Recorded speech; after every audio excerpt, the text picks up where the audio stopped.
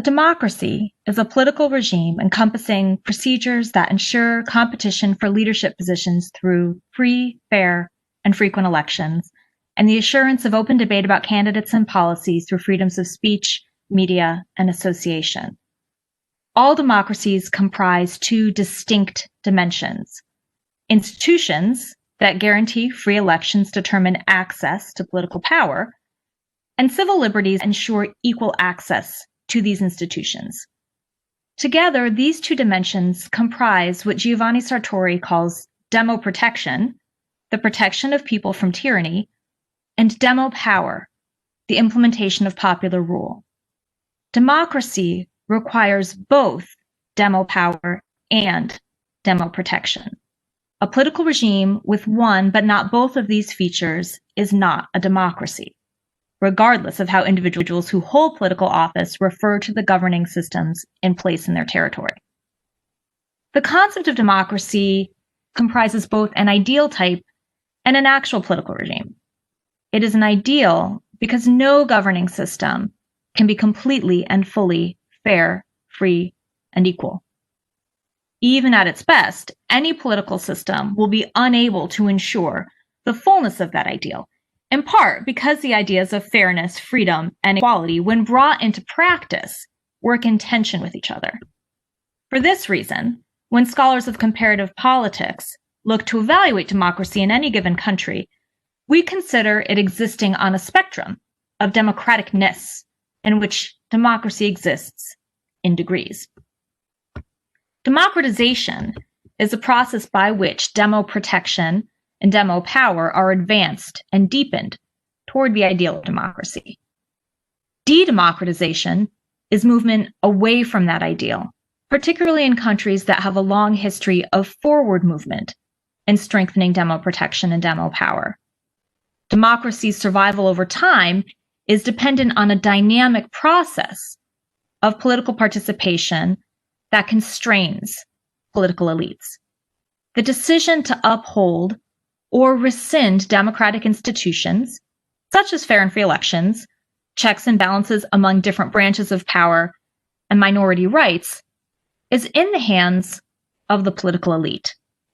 A population can want these institutions, but desire does not produce democracy if elites do not prioritize democratic institutions.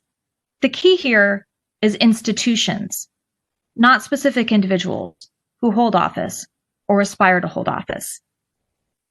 While conversation about elections frequently focuses on individuals competing for political office, elections are political institutions that are designed to constrain elites by joining demo power and demo protection. Yet, the periods between elections offer numerous opportunities for elected elites to engage in actions that could undermine the procedures and freedoms meant to ensure subsequent elections will also be fair and free. Unless all stakeholders accept the rules of the game and how elections will be conducted, democracy is vulnerable to elite abuse. During Donald Trump's term as President of the United States, the country has experienced meaningful de-democratization, primarily due to elite abuse of democratic institutions that are meant to provide demo protection and ultimately have threatened demo power.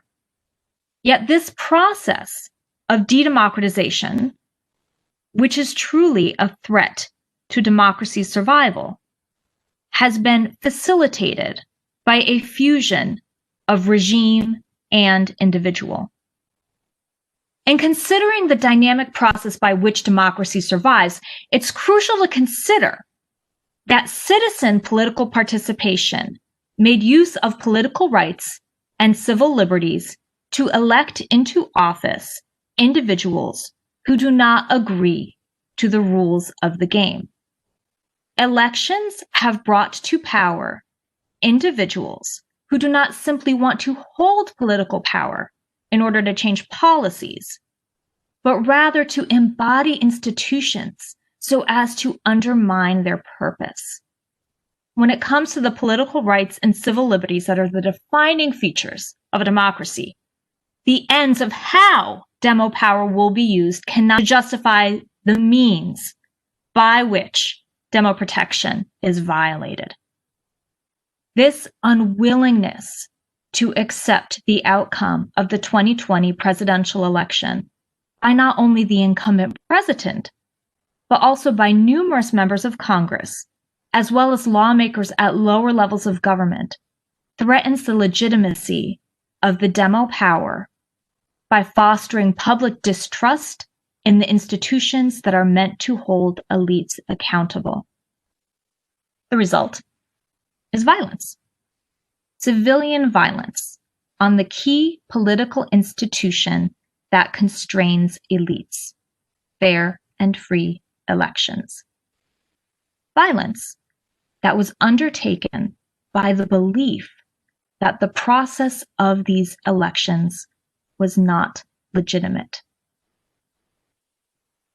In democracies, incumbents lose elections legitimately and validly, and they accept that outcome and leave peacefully.